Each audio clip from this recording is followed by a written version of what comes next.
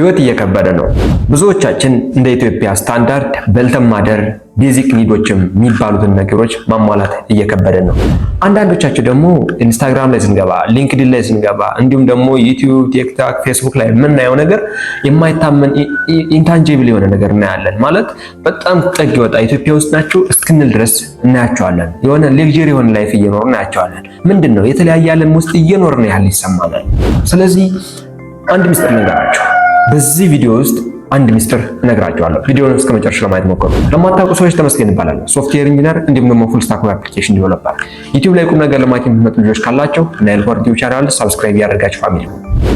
እንግዲህ መግቢያ ላይ እንደተናገርኩትኝ ብዙ ሰዎች በሚባል ሳይሆን 98% የኢትዮጵያ ማህበረሰብ ሰርቫይቭ ለማድረግ ከብዶናል። የሚበላ ጠፋ፣ የሚጠጣ ጠፋ። ብዙ ማለት ቤዚክ ኒዶችን የሚባሉትን ነገር እንኳን ለማሟላት ከብዶናል። ማዕከላዊ ማህበረሰብ የሚባለው ነገር ጠፍቷል። አንዳንዶች ደግሞ 2% ማህበረሰብ ደግሞ ኢትዮጵያ ውስጥ ናቸው እንደ ኢትዮጵያ ውስጥ አይደሉም፣ ይሄ ቦታ ኢትዮጵያ ውስጥ አይደለም፣ የሚዝናኑበት ቦታ ኢትዮጵያ ውስጥ አይደለም፣ የሚነዱት መኪና ኢትዮጵያዊ አይደሉም እስክንልና በራሳችን እስክንጠራጠር ድረስ ደርሰዋል። ይሄ ነገር ምንድን ነው? አንድ ሚስጥር እንገራችሁ። ምክንያቱ ምንም አይደለ፣ ዓለም ተቀይሯል። ዓለም ገንዘብ ሜክ ልናደርግበት የምንችለው ኢንካም ጀነሬት ልናደርግበት የምንችለው መንገድ ስለቀየረችብን ነው። ያ ምንድነው ካላችሁኝ፣ ራሷ ዓለም ከፊዚካል ወደ ዲጂታል መጣለች። ራሷ ዓለም ድሮ ማህበረሰቡ ወይም ደግሞ ማንኛውም ሰው የሆነ ስራ ለመስራት የመንግስት ሰራተኞችን ብታዩ እቤት ሄዱ ነው ስራ ቦታ ነበር የሚሄዱ። ታክሲ ከፍለው ምናምን ተግፋፍተው ስራ ቦታ ነበር የሚሄዱ። እዛ ካልተገኙ ስራው መስራት አይችሉም ነበር። አሁን ግን ዲጂታል ሆኗል ነገሩ ሁሉ። አሁን ላይ አንድ ሰው እንደምናየው ነው። በቃ ሌክዠሪ ህይወት እየኖሩ ያሉ ሰዎች ዲጂታሊ ነው ነገሮችን እየሸጡ ያለ፣ ዲጂታሊ ነው ራሳቸውን እየሸጡ ያለ። ስለዚህ እኛም ኢን ዘ ፊውቸርም አሁን ላይ ጀምረን ኢን ዘ ፊውቸር አሁንም እያየነው ነው። ኢን ዘ ፊውቸር የሚፈጠረው ነገር ከዚህ እየባሰ ወደ ዲጂታል ዓለም እየሄደ እያየነው ነው። ስለዚህ እኛ ወደፊትም ሰርቫይቭ ለማድረግ እንዲሁም ደግሞ ሌክዠሪ ህይወትም ለመኖር ከፈለግን አንድ ዲጂታሊ ሊሸጥ የሚችል ስኪል ያስፈልገናል። ዲጂታሊ ሊሸጥ የሚችል ስኪል። ያ ምን ማለት ነው? አንድ መካኒካል ኢንጂነር ወይም ደግሞ አንድ ሲቪል ኢንጂነር አሁን ላይ ባለው ሁኔታ ዲጂታሊ ሊሸጥ የሚችል ስኪል አይደለም። አይ ቲንክ አርኪቴክቸራል ኢንጂነሮች ካለ ኦልሬዲ ይሸጣሉ ዲጂታሊ። ነገር ግን በጣም ማርኬቱ ላይ ዲጂታሊ የመሸጥ ፕሮባቢሊቲያቸው በጣም ከፍተኛ የሆነ ስኪሎች አሉ አሁን ላይ በጣም የሚታወቁ። እነሱን አንድ ባንድ እናያለን። ይህን ስኪል ዲጂታሊ የሚሸጥ ስኪል አንድ ስኪል ካልያዝነ ብዙዎቻችን እየተሸወርን ያለነው ምንድነው? ብዙ አይነት ስኪሎችን ዲስትራክሽን ውስጥ እንገባለን። ሌላ ደግሞ የትኛውን ስኪል እንኳን መምረጥ እንዳለብን ግራ ይገባናል። ስለዚህ ያን ስኪል ማወቅ አለብን። ያን ስኪል ካወቅን በኋላ ነው ያችን ስኪል ወደ ማርኬት ይዘን ወጠን እችን ስኪል እሸጣታለሁ፣ ከዛ በሸጥኳት ልክ ደግሞ ወይም ደግሞ በዛች ስኪል በምሰጠው ቫልዩ ልክ ገንዘብ ጠይቃለሁ። ያን ነገር ነው የምናደርገው። ስለዚህ ገንዘቦች ሜክ ለማድረግ አንድ ስኪል ያስፈልጋል። ስለዚህ መጀመሪያ የሚቀድመው ምንድነው? ስኪሉን መማር ያስፈልጋል ማለት ነው። የትኛው ስኪል መማር መምረጥ አለባችሁ። የትኛውን ስኪል እንደምትማሩ መምረጥ አለባችሁ። የትኛውን ስኪል እንደምትማሩ ከመረጣችሁ በኋላ ያን ስኪል ትማሩታላችሁ። የምትማሩት በብዙ አይነት መንገድ ሊሆን ይችላል። እያንዳንዱ ነገርም እናያለን። በብዙ አይነት መንገድ ሊሆን ይችላል። ከዛ ከመረጣችሁ በኋላ ትማሩታላችሁ። ከተማራችሁ በኋላ የሆነ ኮንፊደንስ ይሰማችሁ፣ ኦኬ አሁን ይህን ነገር መስራት እችላለሁ ብላችሁ ስታምኑ ቀጥታ ምን ታደርጋላችሁ? ወደ ማርኬት ይዛችሁ ወጣችሁ ትሸጣላችሁ ማለት ነው። ያን የምትሸጡት ስኪሉ ያወጣል ብላችሁ ወይም ደግሞ በምትሰጡት ቫልዩ ልክ ገንዘብ መጠየቅ ማለት ነው። ራሳችሁ ልሸጡ ትችላላችሁ፣ ስኪሉ ልሸጡ ትችላላችሁ። ኢትስ ኦኬ።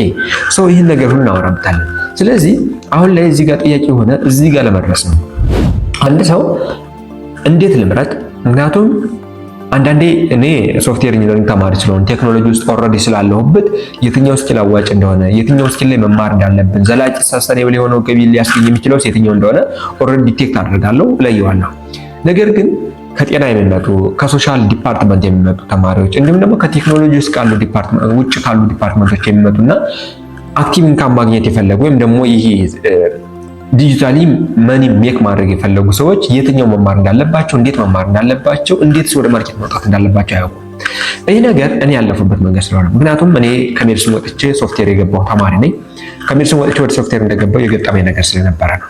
ስለዚህ ይህን ታሳቢ ለማድረግ ምን አሰቡ መሰላቸው?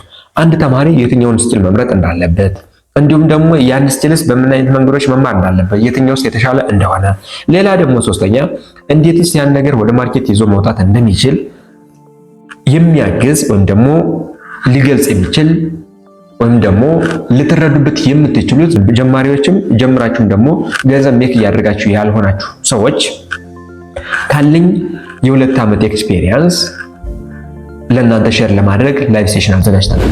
ላይቭ ሴሽኑ ሰኞ ነው።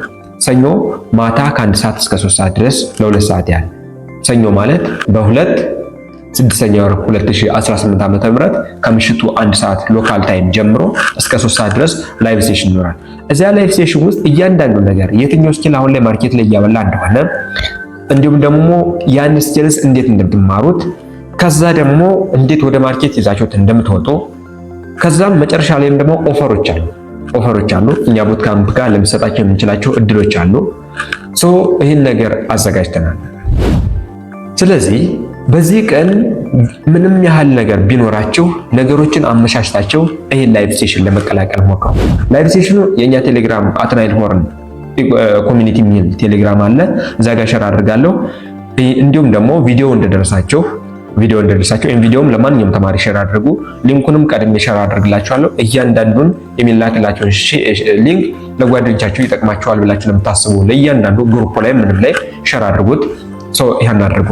ስለዚህ በዛ ቀን እንገናኝ ማለት ነው። ፕሊዝ ቪዲዮውን ግን ሼር አድርጉት፣ ላይክ አድርጉ፣ ኮሜንት አድርጉ። እኔንም ታግዙኛላችሁ። እንዲሁም ደግሞ ተማሪዎችም ይጠቀሙበታል። አምሹር ይጠቀሙበታል። ምክንያቱም ያላየሁትን ነገር አይደለም ማወራ ላይፌ ላይ የደረሰውን የተጋፈጥኩትን ያለፉበትን መንገድ ነው ማወራቸው። ከየትም መጽሐፍ አንብቤ ቲዎሪ ላይ ያለ ነገር ሳይሆን እኔ ላይፍ ላይ 2 ዓመት ውስጥ የገጠመኝ ነገር ነው ለእናንተ ማወራችሁ። ስለዚህ ይህን ነገር ሼር፣ ላይክ እና ኮሜንት እያደረጋችሁ አበረታቱኝ። ደግሞ ለቻናሉ አዲስ ከሆናችሁ ደግሞ ከዚህ በኋላ በሶፍትዌር ኢንጂነሪንግ እንዲሁም ደግሞ በቴክኖሎጂ ውስጥ ሊገጥሙ የሚችሉ እንዲሁም ደግሞ እኔ ላይፍ ላይ የሚደርሱትን ነገሮች እናንተ ጋር እንዳይደርሱ ቀድማችሁ ሚትየት እንድታደርጉ የሚያደርጉ ነገሮች ስለምለቅ ቻናሉ ደግሞ ሳብስክራይብ ማድረግ እንዳይረሳ። ፕሊዝ ቪዲዮውን ሼር አድርጉት፣ ይጠቅማል ብላችሁ የምታስቡት ተማሪዎች። ሰኞ እንገናኝ። ባይ